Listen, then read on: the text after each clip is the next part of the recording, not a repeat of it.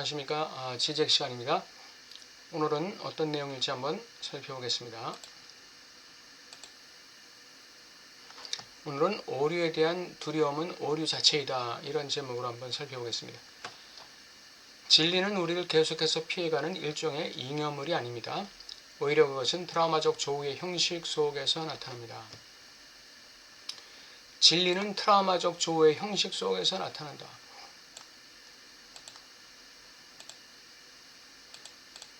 우리가 현상만이 현존한다고 가정하는 그곳에서 그 트라우마와 우연히 부딪히게 되는 것입니다. 진리의 충격은 안정된 현상들의 영역의 한복판에 그것이 느닷없이 출현하는 데 있다. 이게 진리의 충격.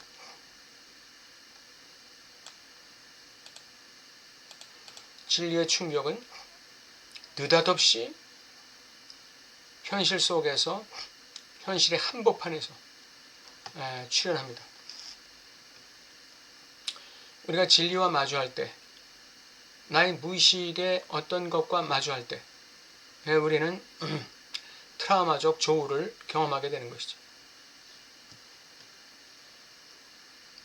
그것을 피하려고 하는 것, 진리와의 만남을 피하려고 하는 것, 그것이 바로 오류라는 것입니다. 진리와의 만남을 피하려고 하는 것. 칸트에게서 사유 불가능한 것은 그러한 조우의 지점, 현상 그 자체가 자신도 모르게 진리를 건드리게 되는 역설적 지점, 이거는 칸트에게서 사유 불가능한 것이에요. 이 트라우마적 지점, 이 진리의 충격, 이것은 칸트에게서는 사유 불가능한 것이다. 말하자면 현상계에 대한 우리의 가능한 경험을 제한하고 그것으로부터 물 자체를 배제하는 초원론적 절차는 겉으로 보기엔 진리를 향한 갈망을 표현하는 듯하나 이러한 오류에 대한 두려움, 즉 초원론적 절차를 밟아갈 때에 어쩔 수 없이 경험할 수밖에 없는 그 오류에 대한 두려움, 즉 현상과 물 자체의 혼동에 대한 두려움은 반대로 진리에 대한 두려움을 감추고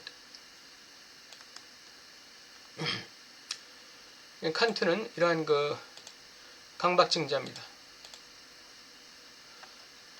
그것은 어떠한 희생을 치르더라도 진리와의 조우를 피하려는 욕망을 예고한다.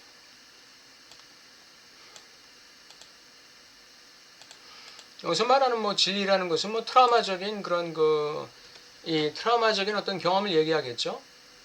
트라우마적 경험, 자신의 분열, 자신의 분열에 대한 경험, 자신의 텅빔에 대한 경험, 바니타스의 경험이죠. 바니타스의 경험, 이런 걸 얘기하겠죠. 그것이 진리와의 진리예요. 그것과 만나는 것에 대한 회피의 욕망이죠. 현상과 사이의 관계는 현상과 초월 사이의 관계는 따라서 변증법적 반영 방식으로 인정되어야 한다. 가장 근본적인 환영은 단순히 기만적인 환영에 불과한 것을 진리로 물 자체로 받아들이는 데 있는 게 아니라 근본적인 환영은 뭐냐? 진리의 현존을 인정하기를 거부하는 것입니다.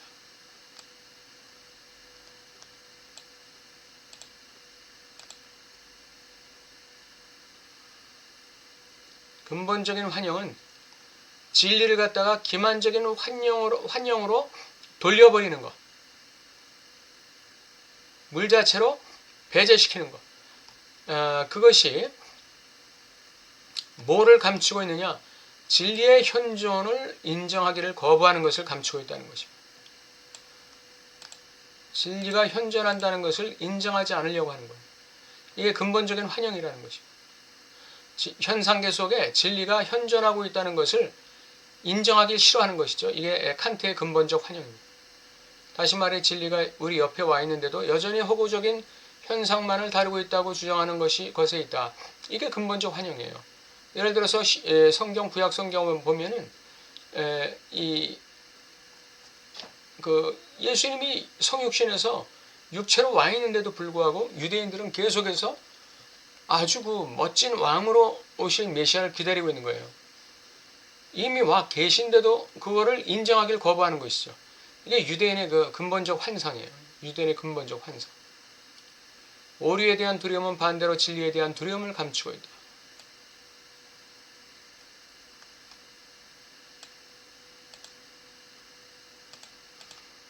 해겔의 공리는 강박증적 주체가 취하는 입장을 명확하게 요약해 줍니다.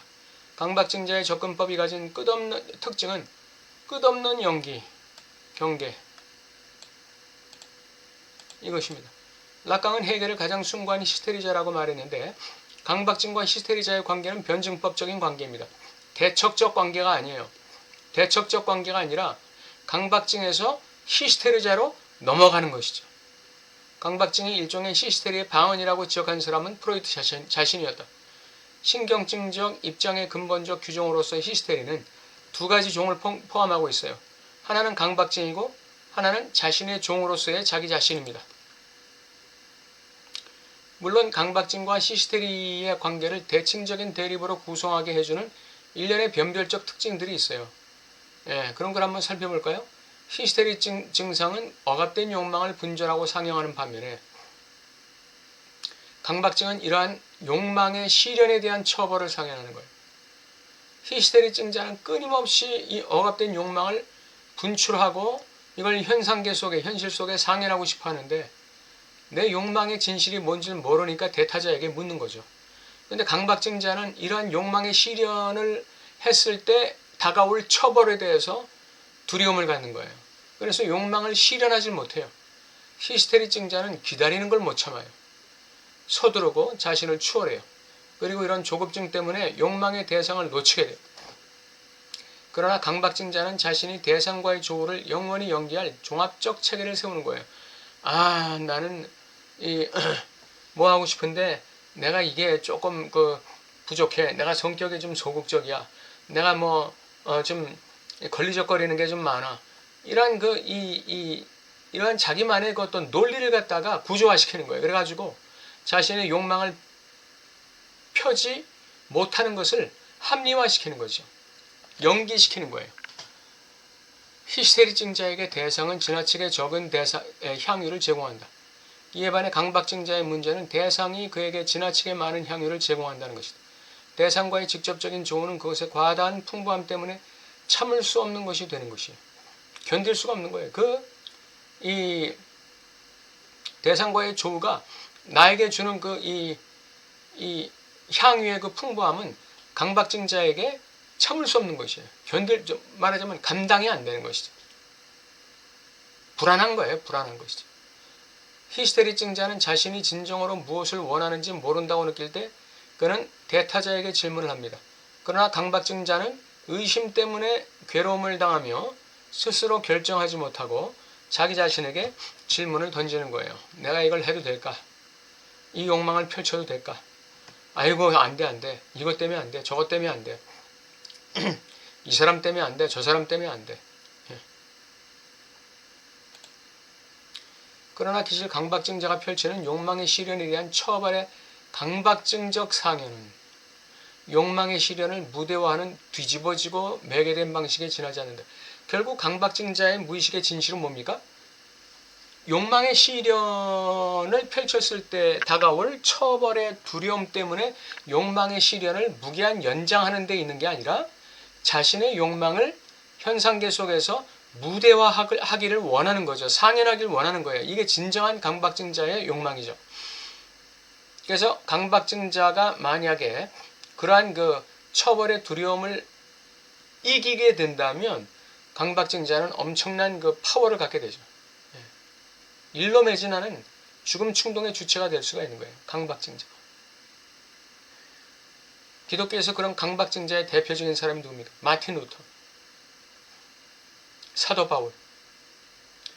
이런 사람들이 강박증 주체예요. 일로 매진하는 것이죠. 걸리적거릴 게 없어요. 강박증 주체가 자신에게 묻는 강박증적 질문은 그것이 얼마나 타인을 향한 은폐된 요구인지, 그처럼 지나친 향유를 참을 수 없을 것이라는 두려움으로 인해 대상과의 조우를 강박적으로 연기하는 것이 얼마나 그러한 대상으로 인한 실패를 회피하는 세련된 방법인지. 그러니까 강박증자도 역시 마찬가지로 뭐 해야 돼요? 자신의 욕망을 상연해야죠. 현상계 속에 상연해야 돼요.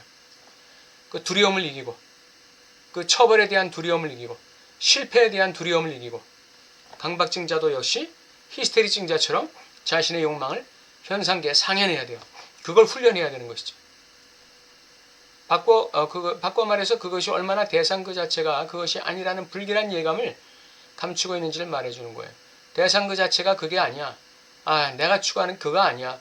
이게 바로 실패를 회피하는 세련된 방법이죠. 그래서 그러한 이 회피를 갖다 감추고 있는 불길한 예감을 감추고 있는지 자기 스스로 말해주는 거예요. 이게 강박증자. 사물과의 조우에 대한 칸트의 연기. 그래서 물 자체로 배제시켜 놓은 거죠. 즉 현상계와 사물, 물 자체를 영원히 가르고 있는 칸트적 간극도 마찬가지. 실제계와의 조우에 대한 그 불길한 예감, 실제계와의 조우에 대한 이 두려움, 실패에 대한 두려움, 오류에 대한 두려움이 바로 그것이죠. 오류에 대한 두려움이라는 게 바로 그거예요. 오류에 대한 두려움이 바로 오류예요. 오류에 대한 두려움이 오류예요. 그러니까 어떤 것에 대한 오류에 대한 두려움이라는 것이 그 어떤 것이 두려워서가 아니라 그 어떤 것에 대해서 내가 오류를 일으킬지도 모른다는 그 두려움. 이 두려움이 오류예요. 두려움이 오류예요. 진짜 오류는 어떤 현상 또는 어떤 현상계에서 일어나는 어떤 그 사실에 대해서 내가 오류를 범할 수 있다는 사실이 있는 게 아니라 그 오류를 회피하려는 그 두려움. 요게 오류 자체라 이거죠. 칸트가 그렇다는 것입니다. 그것은 이러한 사물이 아마도 그 자체로는 결의의 빈자리에 지나지 않으리라는 불길한 징조를 감추고 있다. 바니타스의 바니타스. 결의의 빈자리, 이 사물이 결의의 빈자리를 채우고 있다는 거. 그 사실을 만나는 데 대한 이 두려움이 있는 거죠. 현상 너머엔 오직 부정적인 자기 관계만이 있을 뿐이라는 사실을 감추고 있다. 실정적으로 주어진 현상계가 단순한 현상에 지나지 않는 것으로 지각되는 것은 그러한 부정적 자기 관계 때문임을 감추고 있다. 내가 뭐 했다는 거예요? 결의의 빈자리를 만나려고 하지 않는 부정적 자기 관계 때문에 현상계는 단순한 현상에 불과하다. 이렇게 되는 것이죠. 현상계가 단순한 현상이라는 건 뭐예요? 현상계가 상상계에 불과하다는 것이죠. 상징계지만 상상적 상징계에 불과하다는 거예요. 왜? 부정적 자기 관계를 감추고 있기 때문에. 부정적 자기 관계를 드러내고 실현해야만 변증법이 일어나는데, 즉 강박증에서 히스테리로 넘어가는 변증법이 이루어지는데, 이 부정적 자기 관계를 꼭꼭 숨겨놓고 묶고 있고 이 부정적 자기 관계 속에 딱 매몰되어 있기 때문에 단순한 현상계가 이 단순한 현상계가 이 복잡 다단한 어떤 그 진리를 수용하고 진리를 포용하고 있는 그런 현상계로 변증법적 발전을 하지 못하는 거예요. 네, 오늘 오류에 대한 두려움은 오류 자체다. 이러한 제목으로 한번 살펴봤습니다. 네, 우리 또 다음 시간에 뵙겠습니다. 감사합니다.